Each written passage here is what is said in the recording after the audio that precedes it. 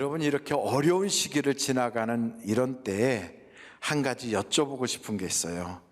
이런 어려운 시기를 지나가는 우리들을 하나님이 왜 만드셨을까? 하나님이 왜 우리를 이 땅에 보내셨을까? 왜 이 시대에 우리가 살아가게 하셨을까? 뭐 하라고 우리를 이 땅에 보내셨어요? 그래서 성경을 찾아보니까 하나님이 우리를 이 땅에 보내신 목적이 있더라고요. 그 첫째가 뭐냐면, 나는 내 백성을 찬송 부르게 하려고 만들었다는 거예요. 그래서 여러분, 우리는 찬송 부르는 사람으로 이 땅에 만들어진 사람들이에요. 그러니까 찬송 부르면 하나님의 목적대로 행하는 거예요. 아무리 어려워도 힘들어도, 그리고 생활고가 내 앞에 막막하고 좋을 일이 하나도 없고 웃을 일이 없고 노래 부를 일이 없어도 그래도 우리는 찬송을 부르는 거예요. 두 번째로 우리가 이 땅에 살아가야 될 목적이 있는데, 에베소서 2장 10절에 보니까 내가 너희를 만든 것은, 지은 것은 선한 일 하라고 지었대요. 여러분, 그래서 우리 이 세상에 살 때 악하게 사는 사람하고 선하게 사는 사람 이렇게 보면 누가 더 행복할까요? 선하게 하는 사람이 행복해요. 악하게 사는 사람은 인생이 행복하지 않으니까 얼굴이 확 우겨지고, 그래서 그 얼굴이요, 악하게 살아온 그 인생의 상흔이 꽉 남아 있어요. 근데 아무리 연세가 많아도 선하게 산 사람, 세상에 정말 법 없이도 살 만큼 그렇게 다른 사람들을 배려하며 산 사람은 얼굴이요, 그렇게 고와요. 그래서 여러분 얼굴은 여러분의 인생 성적표와 같아요. 세 번째, 우리를 하나님이 왜 만드셨는가? 우리를 왕같은 제사장 삼으시고 거룩한 나라가 되게 하시고 택한 민족이 되게 하신 이유가 있더라는 거예요. 바로 하나님의 아름다운 덕을 선전하게 하려고, 두 자로 만들면 전도하게 하려고 그렇게 만들었대요. 그래서 여러분, 이 세 가지가 바로 우리를 지금 이 시대에, 그리고 하나님이 우리를 이 땅에 보내시고 살게 하시고 만드신 목적이라 이 말이에요. 찬송 부르게 하려고, 선하게 살게 하려고, 그리고 하나님의 아름다운 덕을 막 선전하는 전도자 되게 하려고, 그래서 하나님이 만드셨다는 거예요. 여러분, 하나님이 만드신 그대로 살아가면 인생이 행복해요. 왜 행복한 줄 아십니까? 첫째는 하나님이 행복 에너지를 우리 속에 막 부어주시니까 행복한 거예요. 우리는 모르지만 그 행복이 왜 그러냐면, 장차 내 영혼 속 깊은 속에서 영혼이 알아요. 난 멸류관 받는다, 나 천국 간다, 하나님이 내 인생의 미래를 다 보장해 주신다, 이걸 알기 때문에 행복한 거예요. 생각해 보면 남에게 선한 일을 하면 행복해요. 예수 증거하면 엄청 행복해요. 그래서 어떤 분이 그러더라고요. 자기가 교회 다니는 것도 너무 힘들었대. 교회가 왜 그렇게 지루한지, 하여간 전도한 사람이 나를 계속 쪼으니까 그 사람하고 인간관계를 끊지 않는 한은 할 수 없이 나가야 되겠다, 그래갖고 나갔었대요. 그리고 목사는 왜 그렇게 설교를 길게 하는지, 그래갖고 너무너무 지루하고 힘들었는데, 그랬던 자기가 성령을 체험했대요. 그랬던 자기가 하나님의 영적인 그 놀라운 은혜를 딱 경험을 했대요. 근데 그분이 홍대 앞에서 사업을 하시는데, 이분이 그런 얘기를 해요. 아주 젊은 분인데 사업을 거기서 하거든요. 그렇게 하고 나니까, 은혜를 받고 나니까 예배가 행복하고, 그렇게 은혜를 받고 나니까 전도가 그렇게 좋더라는 거예요. 그게 있는데 전화가 왔대. 여보세요? 그래. 형, 우리 회식이 있는데 형 나올 거야? 그래, 나갔대요. 회식이 뭔지 다 아시잖아요. 나갔더니 자리가 딱 펼치고 거기서 막 소주가 돌아가고 막 그러더래요. 근데 이제 거기서 딱 있다가 나하고 교회 갈 사람 손, 그랬대요. 그 자리에서 뜬금없이 나하고 교회 갈 사람 손, 그랬더니 뜬금없이 어떤 사람이 내가 아무래도 때가 된 것 같아 형, 그리고 손 들더래요. 택한 사람이 있더라는 거예요. 그래서 어디도 그냥 전화를 하잖아요. 그러면 야, 요즘 어떻게 지내? 그러면 그냥 잘 지내. 잘 지내니까 교회 가자, 그런데요. 어떤 데 전화하면 힘들어, 요즘 아주 먹고 살기 힘들어. 힘드니까 교회 가자. 그런데 이상하게 하나님이 예비한 사람들이 있더래요. 그래서 자기가 원래는 홍대 앞에 주일날도 문 열고 그러는데 전도한 사람 교회를 데리고 가려니까 자기가 아침부터 저녁까지 그 사람 언제 너 몇 시에 올래? 너 몇 시에 올래? 막 그거 해놓으니까 가게 문 닫고 가서 거기서 그거 하는데 얼마나 좋은지. 그러면서 그 얘기 하더라고요. 돈 버는 것도 굉장히 행복하지만 그거는 마음이 행복하고 앞으로 미래가 괜찮게 살겠구나는 그런 기대심으로 행복한데, 이상하게 전도하고 교회 가서 예배 드리면 내 영혼이 행복하고요, 내 속이 좋아요. 하나님이 나에게 물질로 얼마나 주실지 안 주실지 그거 계산이 안 돼요. 그냥 무조건 행복하니까 이 행복을 뭘로 사겠습니까? 이러더라고요. 그런데 여러분, 왜 행복할까요? 이유가 간단해요. 우리는 미처 못 봤지만 하나님이 내가 너를 보장한다, 내가 너에게 멸류관 줄게, 너는 천국이 분명히 내게 아름다운 집이 준비되어 있어. 하나님이 약속하시니까 그걸 들은 내 영혼이 속에서부터 기뻐하는 거예요. 여러분, 영혼의 기쁨을 맛보시기를 원하십니까? 그렇다면 이렇게 목적대로 살아가는데 그 목적 안에서요, 아무리 교회를 다녀도, 아무리 교회에 무슨 중직이고 아무리 목사고 신학교를 나오고 별거 다 했어도요, 믿음이 없으면 하나도 기쁘지 않아요. 믿음이 없으면 종교 생활이 따분해요. 그래서 그 기쁨을 그 예배에서, 찬송에서, 거기서 찾지를 못해요. 그래서 다른 데서 자꾸 찾으려고 그래요. 그래서 사이비들이 생기는 거예요. 여러분, 사이비 가짜에 속아도요, 세상에 그래도 나름대로 거기에는 기쁨이 있어갖고 막 시험 본다고 그러고 난리가 나요. 근데 성경을 보니까 지금까지 믿던 거하고 다르게 그렇게 자꾸 끌고 가는 데서는 빨리 떠나래요. 여러분, 데살로니가 후서 한번 3장을 보십시오. 3장 6절이에요. 다 같이 한번 읽어보실까요? 시작. 형제들아, 우리 주 예수 그리스도의 이름으로 너희를 명하노니 게으르게 행하고 우리에게서 받은 전통대로 행하지 아니하는 모든 형제에게서 떠나라. 그러니까 지금까지 2000년 동안 교회에서 쭉 가르쳐왔던 그 전통이 있단 말이에요. 거기서 떠나서 이상한 짓 하는 거는 그게 다 유사상품이에요. 그건 떠나야 되는 거예요.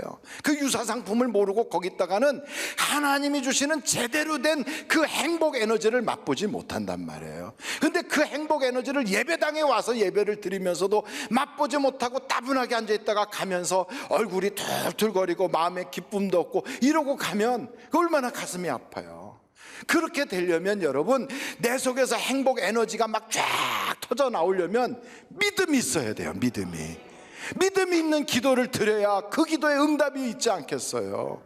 그럼 우리가 믿음을 받아야 되잖아요.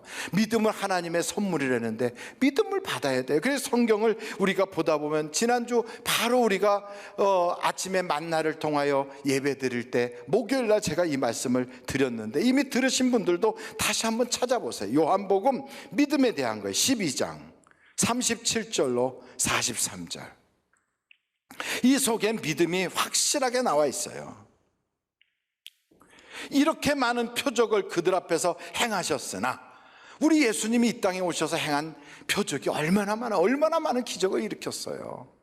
보통 많이 일으킨 게 아니거든요. 죽은 자 살린 것, 소경 눈 뜬 거, 문둥병자 고친 거, 안진뱅이 일으킨 거, 그리고 물 위로 걸어가신 거, 아이고 그것뿐이에요. 우리 주님이 오병이어의 기적도 일으키고 별거 다 했어요. 그런데도 어떤 사람은 믿고 어떤 사람은 안 믿어. 우리 교회 안에서도요, 군대도 못 가게 생겼어요. 이렇게 돼가지고 한쪽 다리가 길고 한쪽 다리가 짧아가지고. 그런데도 하나님의 역사와 기적으로 그 다리가 늘어나서 두 다리가 똑같이 돼가지고 공군을 갔대나 그랬잖아요. 엉덩이 하나가 작아 하도 이렇게 돼가지고 어렸을 때 축구하다가 뭐 무릎을 다쳤대나 뭐 교통사고 났대나 어쨌든. 그런데 그게 엉덩이도 작았는 게 하나님께서 역사해 주셔서 엉덩이도 정상으로 돌아올지어다 했더니 엉덩이도 정상으로 돌아와. 그래가지고 그 아이가 군대를 갔단 말이에요. 그걸 본 사람이 100명이 넘어요. 그 현장에 있었던 사람이.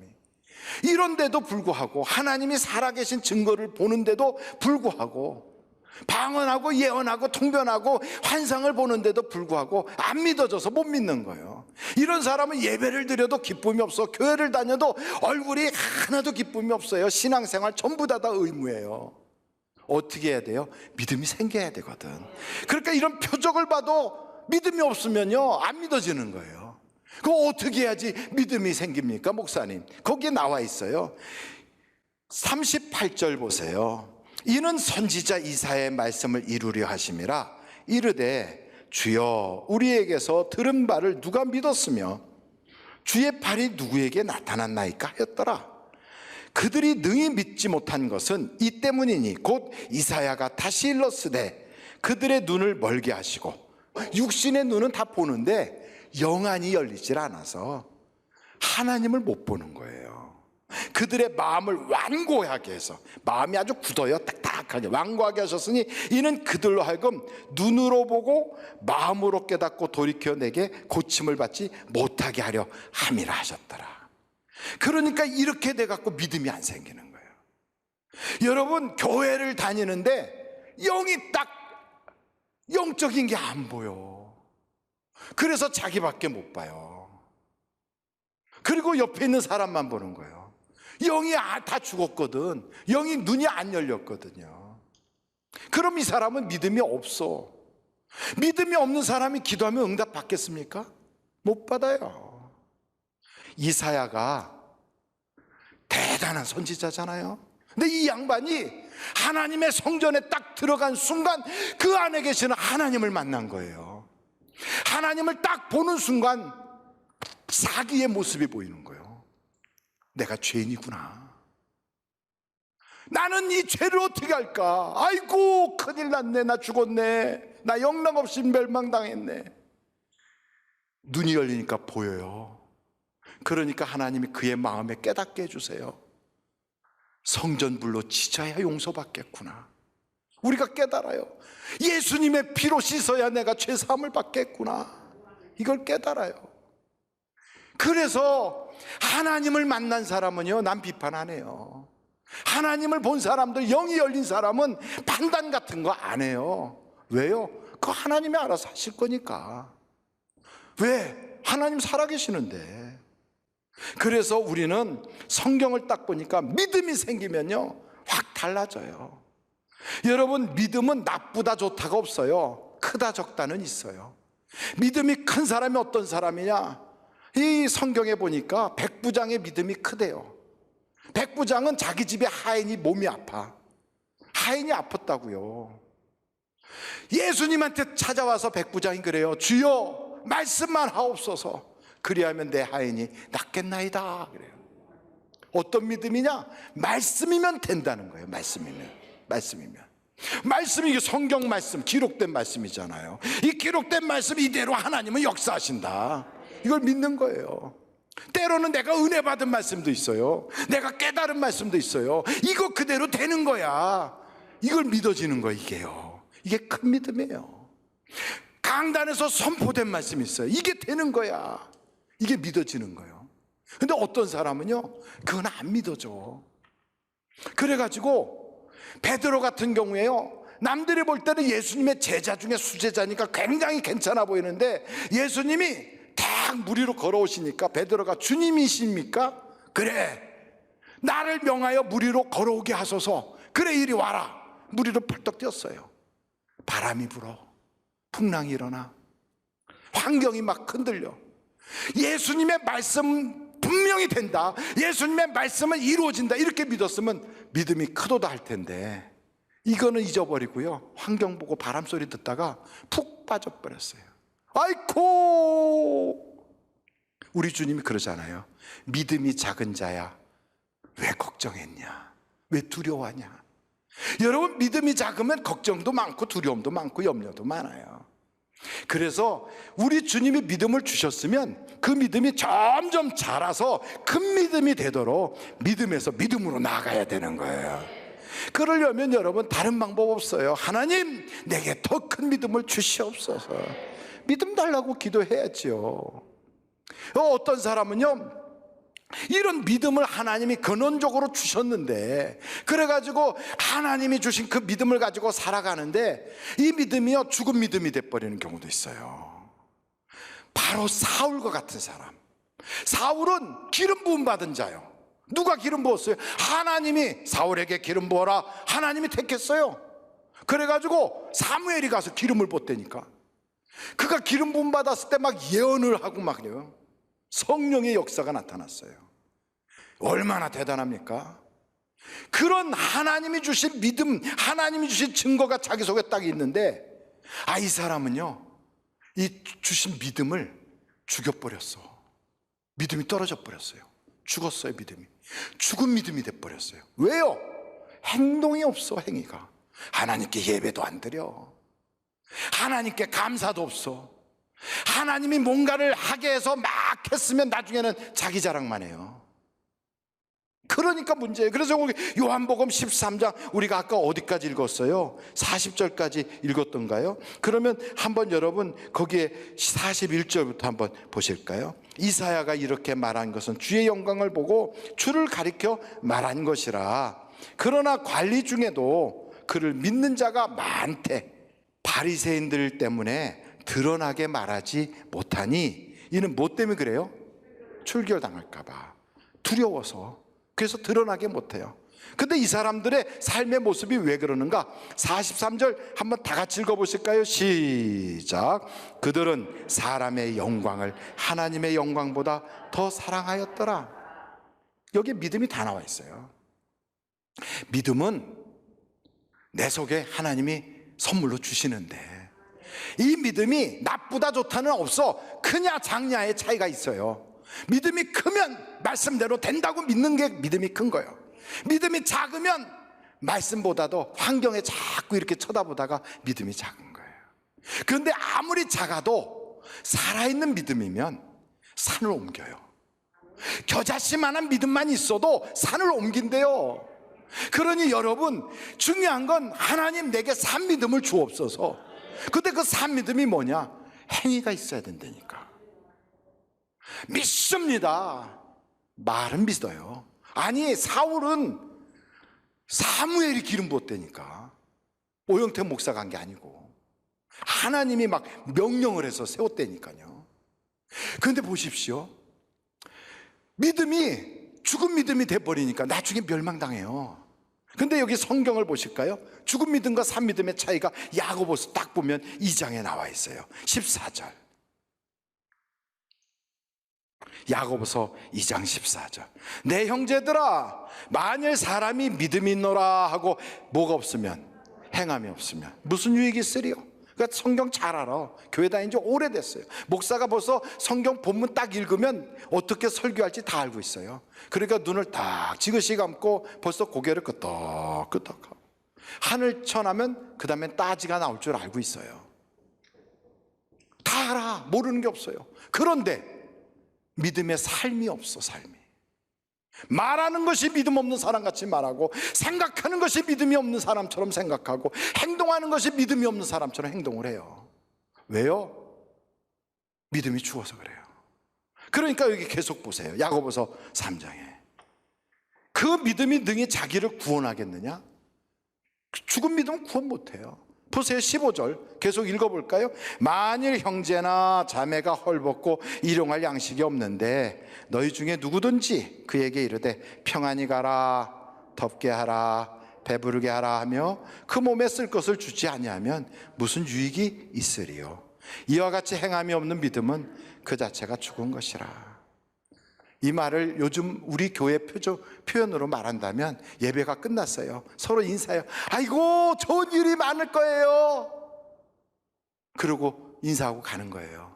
그 사람은 지금 어저께도 굶고 오늘도 굶고 오늘 이 예배 드리면서 각오를 한 거거든요. 마지막 예배다. 나 돌아가서 애들하고 다 같이 연탄불 켜놓고 죽어야 될 건데, 이러고 만약에 간다고 한번 생각해 보십시다. 아무도 그 사람의 아픔을 모르니까. 그런데 그 사람을 향해서 좋은 일이 있을 거예요 이러고, 아이고 요즘 안색이 안 좋으시네, 아이고 뭐 좀 드시지, 말로만. 교회가 그렇게, 저는요 잊을 수가 없어요. 제가 목회한 교회에서, 교회 어떤 중진인데 열심히 봉사하셨거든요. 그런데 그분이 그렇게 생활고에 힘들었는지를 몰랐어요. 근데 그분이 목을 맸어요. 그런데 기적처럼 조금 일찍 발견돼서 살아났어요. 제가 그분 병실에 갔을 때 눈물이 터져났어요. 제 평생에 목회하면서 잊을 수 없는 사건이에요. 잊을 수 없는 사건. 절대로 우리 교회에서는 그런 일이 반복되지 말아야 되겠다. 절대로 그러면 안 된다. 여러분, 여기서 멀지 않은 삼전동에서 세 모녀가 마지막 그렇게 생을 마쳤어요.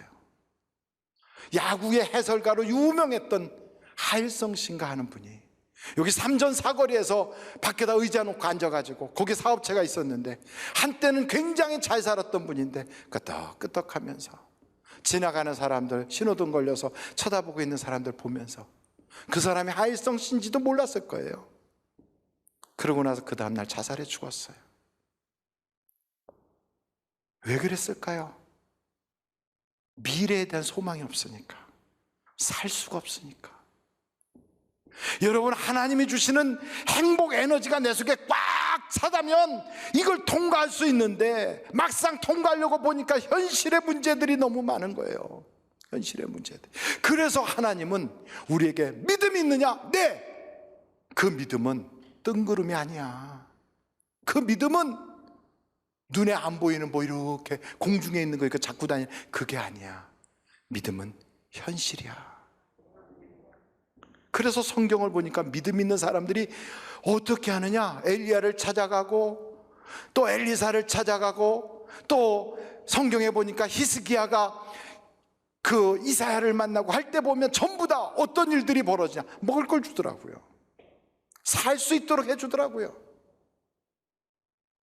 생활 문제가 해결되게 해주더라고요.